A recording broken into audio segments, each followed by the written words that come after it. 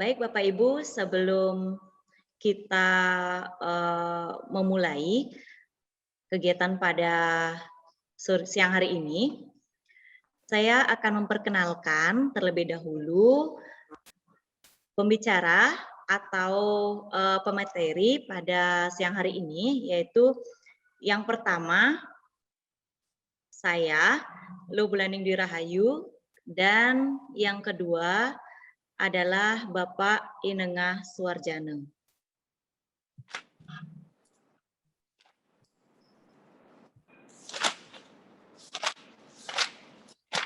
Baik, sebelumnya apakah share screen saya sudah masuk?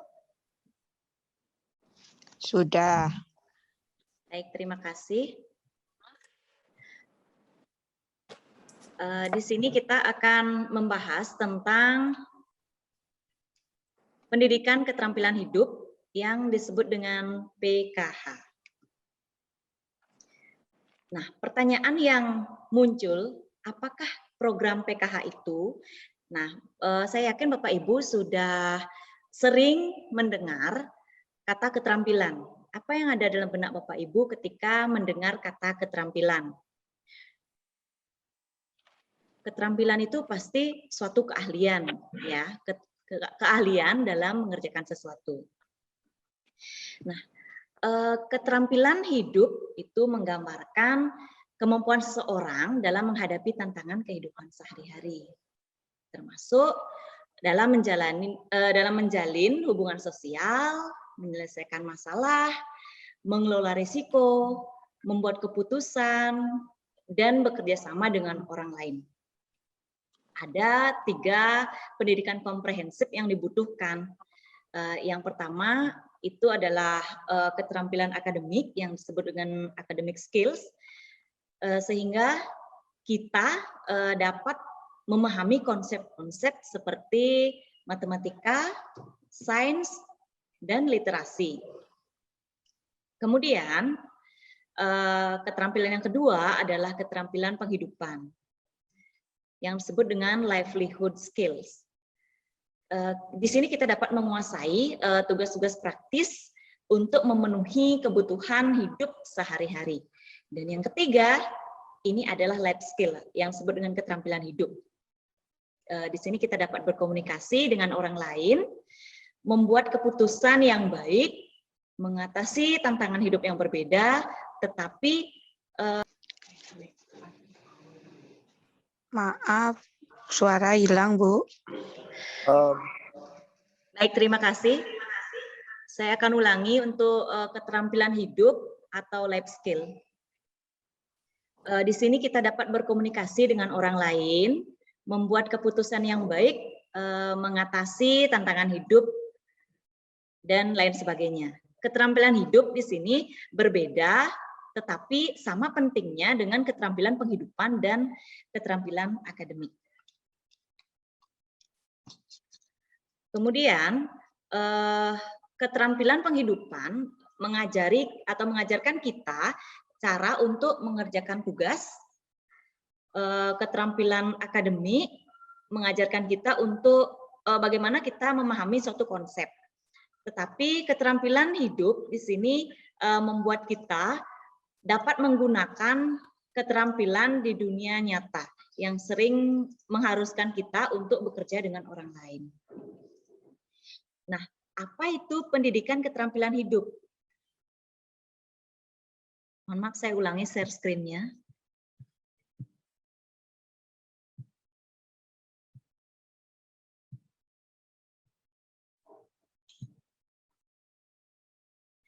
Nah, pendidikan keterampilan hidup itu mendukung remaja untuk mengembangkan dan menggunakan berbagai keterampilannya yang telah diidentifikasi sebagai hal penting dalam konteks individu mereka. PKH ini diimplementasikan terpisah dalam program yang terpisah bisa, dalam program yang terintegrasi dengan program lain juga bisa. PKH ini menyasar para guru SMP, guru SMA, yang nantinya pada akhirnya dibutuhkan dalam menghadapi abad ke-21. Seperti kemampuan-kemampuan yang dibutuhkan adalah kemampuan pemecahan masalah atau problem solving, kemampuan atau memiliki kreativitas, dan kemampuan komunikasi. Kemudian di sini ada 13 hal atau 13 keterampilan yang menjadi tujuan dari PKH. Yang pertama adalah mengatur diri sendiri. Kemampuan di sini yang dimaksud adalah kemampuan untuk memahami dampak potensial dari pikiran dan tindakan seseorang pada diri mereka sendiri dan orang lain, dan mengubahnya jika diperlukan. Kemudian yang kedua adalah kreativitas. Kemampuan kreativitas di sini yang dimaksud adalah pendekatan terhadap masalah dan tugas dengan cara yang baru dan berbeda. Jadi penekanan dari kreativitas di sini adalah baru dan berbeda. Kemampuan yang ketiga adalah berpikir kritis. Kemampuan di sini untuk menganalisis informasi secara menyeluruh, termasuk membedakan yang mana mitos, yang mana fakta, yang mana informasi hoax, yang mana informasi benar-benar fakta, dan mempertimbangkan berbagai pendapat dari berbagai perspektif. Kemudian yang keempat adalah kemampuan untuk mengambil keputusan. Kemampuan untuk memilih tindakan terbaik dari berbagai kemungkinan dan mempertimbangkan konsekuensi apa yang akan terjadi jika mengambil keputusan A. Konsekuensi apa yang akan terjadi jika mengambil keputusan B. Itu. Kemudian kemampuan untuk bernegosiasi. Kemampuan untuk bernegosiasi di sini merupakan atau mempertimbangkan kebutuhan dan cara pandang orang yang berbeda-beda untuk mencapai hasil yang terbaik bagi semua orang yang terlibat negosiasi tersebut. Yang keenam, kemampuan untuk bekerja sama. Kemampuan di sini yang dimaksud bekerja sama dengan orang lain dalam mencapai tujuan yang bersama dengan tidak menguntungkan salah satu pihak. Kemudian, kemampuan untuk menyelesaikan masalah. Kemampuan untuk menyelesaikan masalah di sini dengan hasil yang memuaskan bagi semua pihak yang terlibat. Dalam kata lain, adil seperti itu. Kemudian, yang kedelapan adalah kemampuan untuk berpartisipasi. Maksudnya adalah kesediaan untuk menjadi bagian dari kegiatan tim atau kelompok diskusi. Yang kesembilan adalah kemampuan untuk mengelola stres atau emosi. Kemampuan untuk mengidentifikasi dan mengelola perasaan emosi. Emosi itu kan ada dua, ada emosi yang positif, juga ada emosi yang nanti dampaknya akan negatif. Kemudian yang ke-10 adalah resilient atau ketahanan. Artinya adalah kemampuan untuk bangkit kembali setelah pengalaman yang sulit. Maksudnya apabila kita sempat down gitu, bagaimana kita memiliki ketahanan, memiliki motivasi, memiliki kemampuan untuk memotivasi diri bangkit kembali dari keterpurukan tersebut. Kemudian yang ke-11 adalah kemampuan untuk berempati, yaitu kemampuan untuk mempertimbangkan kebutuhan dan perasaan orang lain. Dan yang ke-12 adalah berkomunikasi. Komunikasi yang dimaksud adalah kemampuan untuk mengekspresikan ide, mengekspresikan keyakinan, atau meyakinkan seseorang dengan cara yang meyakinkan. Dan yang ketiga adalah menghargai perbedaan. Kemampuan untuk menghargai perspektif, kepercayaan, ide-ide, dan pendapat orang lain yang mungkin berbeda dengan pendapat kita sendiri. Nah, apa tujuan dari PKH tersebut? Nah, di slide sudah saya tampilkan. Tujuannya adalah agar peserta didik mampu memperoleh pengetahuan yang komprehensif mengenai keamanan, menggunakan internet, bullying atau perundungan, kesetaraan gender. Semua topik yang disebutkan telah menjadi isu yang sering muncul ke permukaan.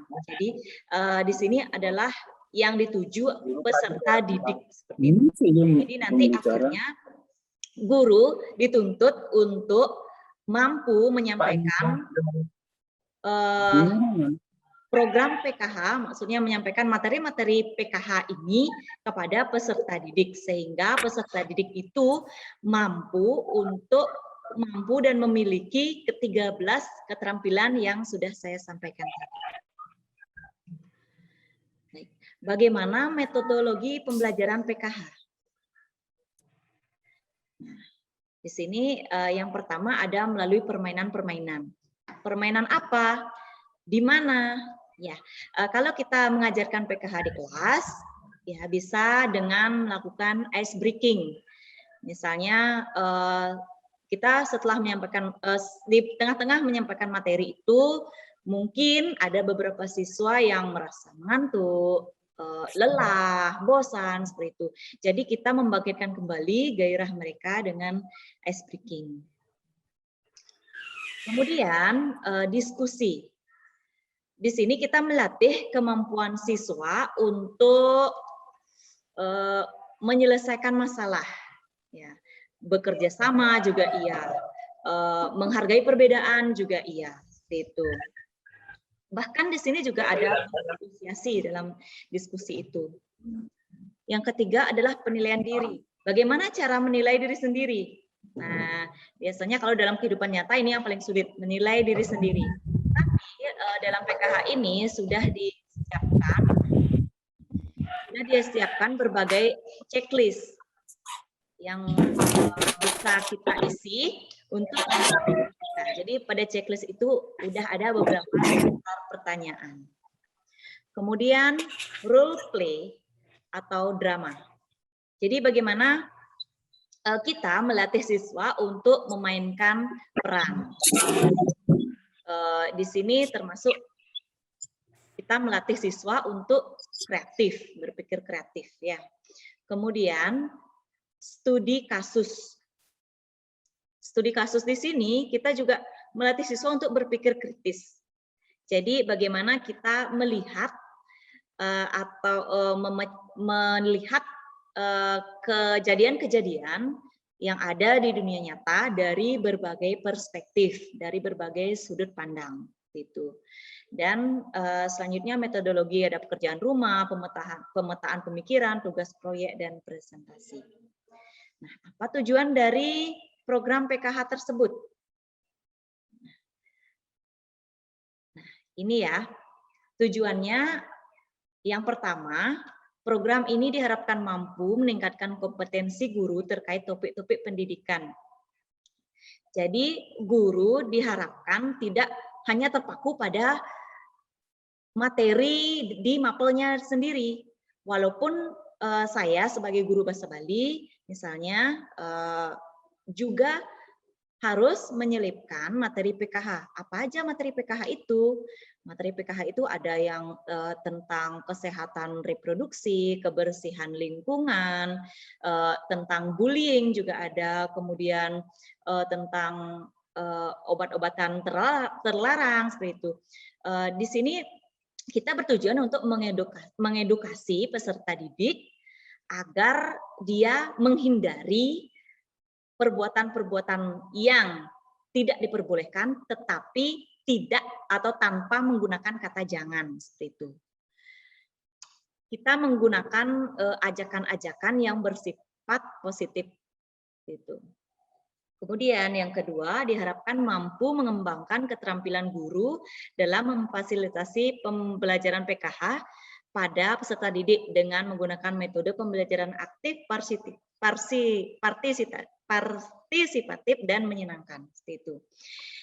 Jadi di sini seperti yang saya sampaikan tadi, guru tidak hanya menyampaikan materi, tetapi guru juga menyelipkan ice breaking, menyelipkan metode yang mengajak keterlibatan siswa seperti itu.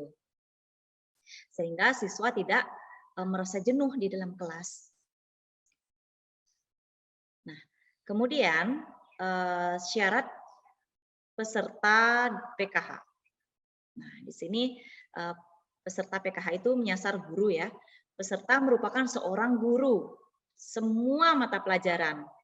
Walaupun saya guru muatan lokal, tentu boleh menjadi peserta seperti itu. Kemudian calon peserta memiliki akun SIM PKB. Nah, ini yang paling penting karena semua kegiatan dari pelatihan ini, dari program ini adalah melalui SIM PKB, termasuk tes, termasuk materi-materinya seperti itu. Kemudian berkomitmen untuk menyelesaikan latihan PKH berbasis web atau e-modul. Walaupun dalam pembelajaran PKH ini, maksudnya dalam pelatihan PKH ini, kita diberikan rentang waktu 2 minggu, kurang lebih 2 minggu, dan waktunya fleksibel, kapanpun kita boleh atau sempat mengerjakannya, silahkan dikerjakan. Tetapi fleksibilitas ini jika tidak diimbangi dengan komitmen, oh saya harus selesai hari ini, ya maka akan terbengkalai seperti itu. Jadi komitmen itu sangat penting. Kemudian berkomitmen untuk menyelesaikan 10 jam pendampingan atau coaching klinik secara online yang dipandu oleh para master trainer. Ya, pada minggu ini saya dan Pak Nengah sedang mengikuti pendampingan yang disebut dengan coaching klinik melalui WA group yang dipandu oleh master trainer, yaitu seorang guru hebat dari daerah timur, dari Papua seperti itu. Coaching kliniknya itu melalui WA group. Pertama melalui WA group, kemudian yang kedua melalui Zoom meeting. Kemarin kami sudah mengikuti Zoom meeting yang pertama, Zoom meeting pertama dalam coaching klinik ini. Kemudian calon peserta tidak sedang mengikuti atau sedang terlibat dalam kegiatan lain dalam kapasitas yang sama. Jadi tidak mengikuti pelatihan-pelatihan lain. Kenapa? Karena dalam PKH ini, khususnya dalam coaching klinik ini cukup banyak tugasnya seperti itu. Tapi tetap menyenangkan. Dan yang terakhir, nah ini yang mungkin membanggakan ya, menjadi salah satu dari 14.000 peserta yang berhasil mendaftar mengikuti program Guru Belajar seri PKH. Jadi kami berdua merupakan salah satu dari 14.000 guru dari seluruh Indonesia yang berhasil mendaftar atau berhasil mengikuti pelatihan PKH. Nah, dari 14.000 itu tidak semua lolos ke tahap coaching klinik. Jadi yang lolos ke tahap coaching klinik ini adalah yang lolos tes, itu tes post test. Kemudian pada tahap coaching klinik itu dibagi menjadi beberapa kelas. Nah, kebetulan di sini kami angkatan 2 pada kelas coaching klinik. Seperti itu. Nah, selanjutnya akan dijelaskan oleh Bapak Nengah Suwarjana. Tapi sebelumnya saya mohon maaf apabila ada kata-kata saya yang kurang berkenan. Silakan Bapak Nengah. Terima kasih Bu Ilang.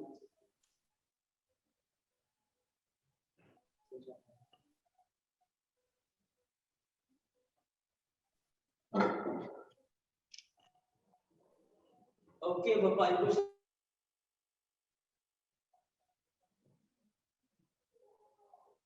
Dengar saya? Selamat siang, Pak.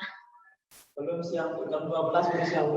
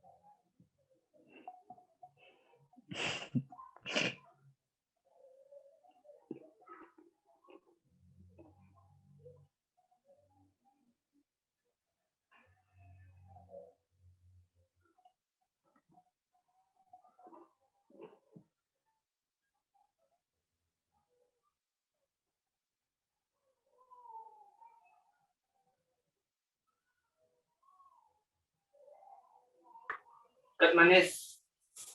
Galungan itu. Minyak cepok Kat dulu. manis galungan di tabanan.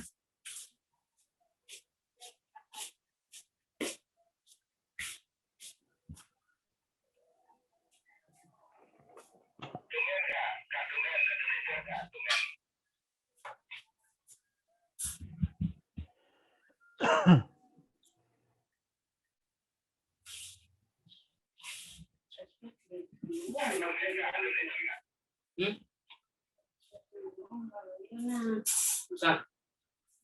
Iya. Dia aja. Hah? Lihat.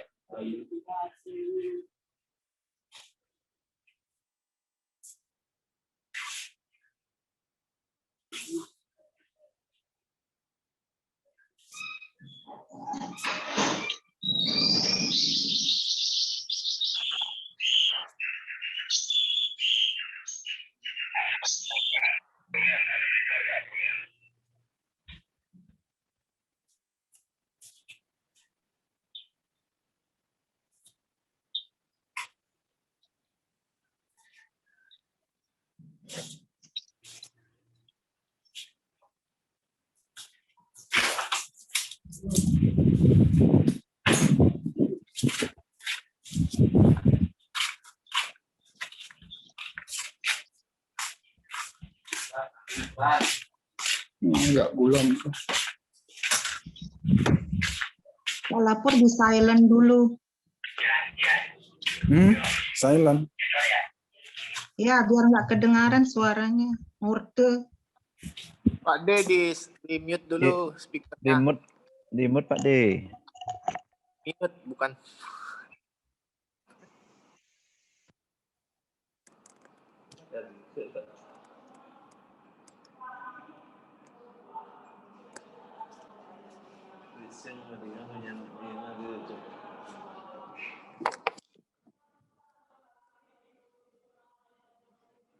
Mohon maaf.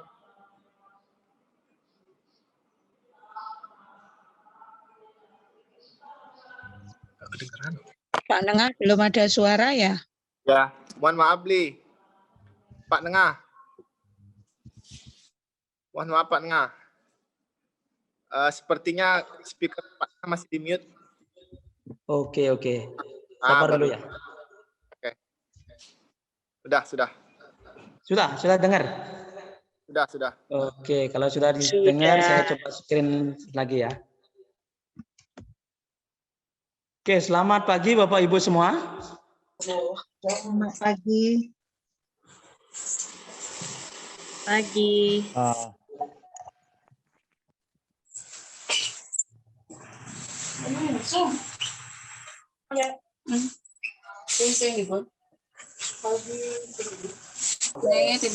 Mohon maaf Bapak Ibu karena ini ada sedikit masalah pada komputernya Pak Nengah. Saya harapkan Bapak Ibu masuk beberapa menit lagi ya, 3 menit lagi ya, karena terjadi masalah pada komputernya Bapak Nengah.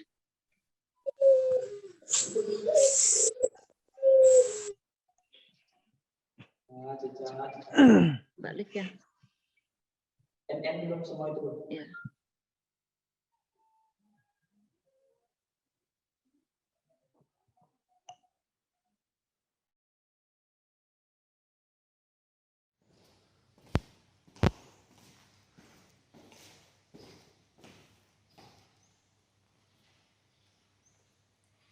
Halo Bapak Ibu guru hebat di seluruh Indonesia.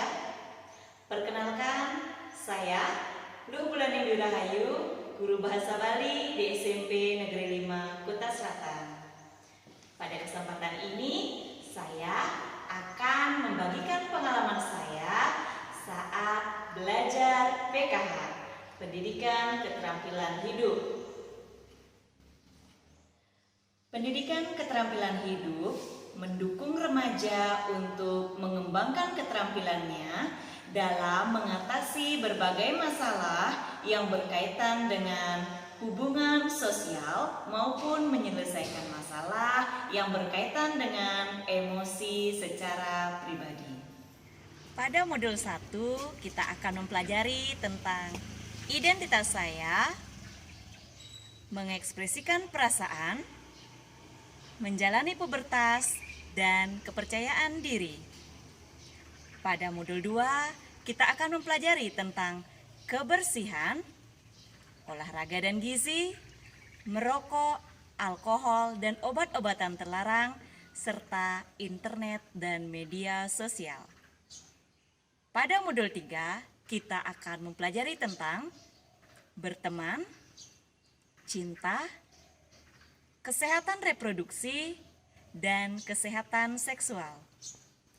Pada modul 4, kita akan mempelajari tentang hak asasi manusia, kepedulian lingkungan, kesetaraan gender, perdamaian, dan konflik. Pada modul 5, kita akan mempelajari tentang mengidentifikasi masalah, menganalisis masalah, menentukan sasaran dan tujuan, dan merencanakan proyek.